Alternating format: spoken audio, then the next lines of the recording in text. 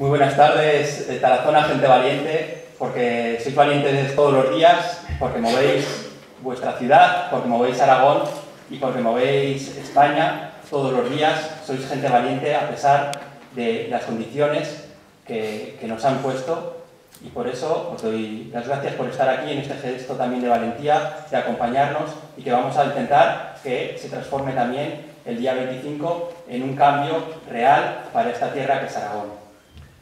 En las últimas décadas y de forma acelerada desde el 2007, hemos visto cómo todos aquellos derechos y conquistas sociales han ido disminuyendo en un proceso que podríamos decir que ha sido asimétrico, pero seguro, guiado por los gobiernos y por organismos internacionales, como hemos denominado a la Troika o el Banco Mundial, que han respondido a los intereses de las grandes corporaciones internacionales y no de la mayoría social. Sin embargo, nosotros, a pesar de la crisis, creemos que existe suficiente riqueza en Aragón para que todos y cada uno de sus habitantes lleven una vida digna. Esta premisa es con la que partimos en Podemos para plantear nuestra apuesta política y democrática. Entendemos que para que exista un modelo político y social que nos acerque a Europa, en el que ese horizonte de vida digna para todos sea posible, es preciso que se den tres condiciones. La primera: los pueblos del sur de Europa han de recuperar su soberanía. Normalmente, a quienes esconden sus miserias detrás de banderas, aquellos que podemos llamar los patriotas de pulserita, les gusta hacer ver que la soberanía es la base donde sustentan sus privilegios. Nosotros, por el contrario, entendemos que la soberanía implica la existencia de una ciudadanía digna de tal nombre. Esto pasa por tener unas garantías vitales en forma de un plan de garantía de renta, de derechos sociales, de servicios públicos o de vivienda, que vuelvan a introducir a esas 80.000 familias aragonesas en riesgo de exclusión en el disfrute de su condición de ciudadanos. Porque el régimen del 78 se basaba en un contrato. Por diversos motivos, los aragoneses, los españoles, asumimos que, a cambio de tolerar un pacto de élites, disfrutaríamos de unos derechos sociales que nos acercaban a un modelo de inclusión, de oportunidades y de bienestar. Nosotros, nuestras madres, nuestros padres, nuestros abuelos, nuestras abuelas, cumplimos con nuestra parte. Son las élites las que han fallado el pacto a un coste durísimo para la mayoría social que está sufriendo la crisis. Es importante, en ese sentido, entender que no hay recuperación económica porque no hay un proceso de inclusión. El número de trabajadores asalariados o autónomos pobres bate récords. Hasta más de un 12% de trabajadores asalariados que, a pesar de tener trabajo, están en el umbral de la pobreza. Y esto se dispara hasta un 35% en el número de autónomos. Para hacernos una idea, el 1% más rico ya tiene tanto como el 70% más pobre. Para intentar ocultar eso, en este año, que ha de ser el del cambio, se han atenuado las políticas de recortes, aunque el PP sabemos que ya se ha comprometido con Bruselas para reanudar en 2016. No hay recuperación si no hay rescate ciudadano. Las autopistas, los bancos y los partidos ya han sido rescatados. Ahora nos toca a nosotros, a la mayoría social. Que nos devuelvan los bancos, que son nuestros. Pues sí, compañero.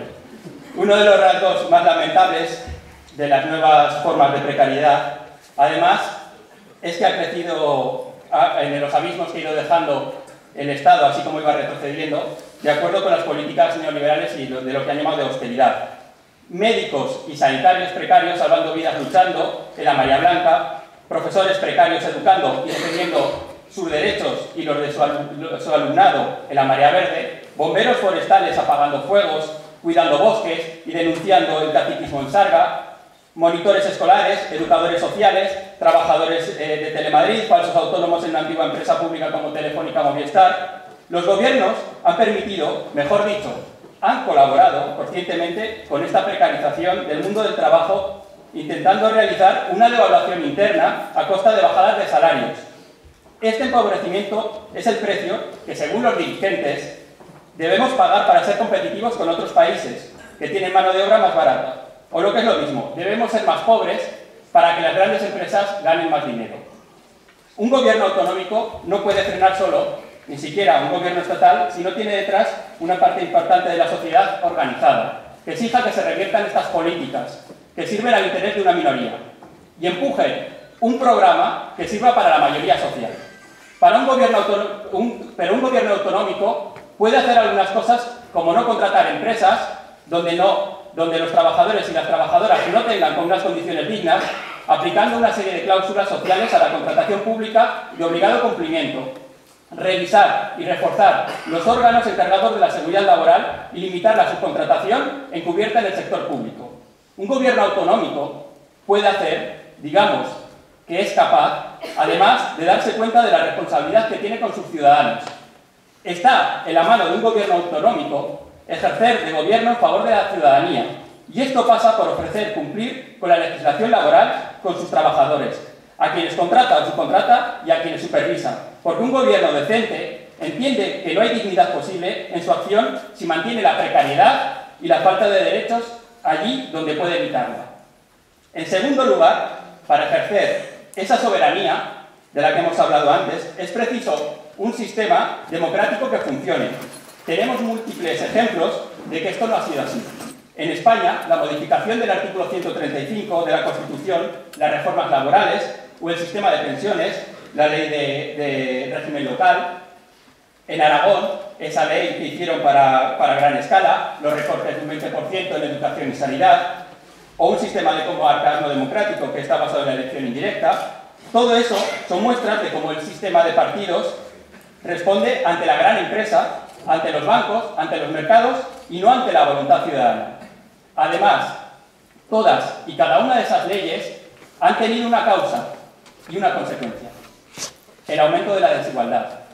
En efecto, el aumento de la desigualdad también origina la falla democrática, puesto que la falta de expectativas crea resignación, emigración y falta de confianza en las instituciones. Es decir, sin reparto de la riqueza no hay democracia. Por ello, la hipótesis que defendemos en Podemos implica que hay que democratizar las instituciones, pero también la economía. La posibilidad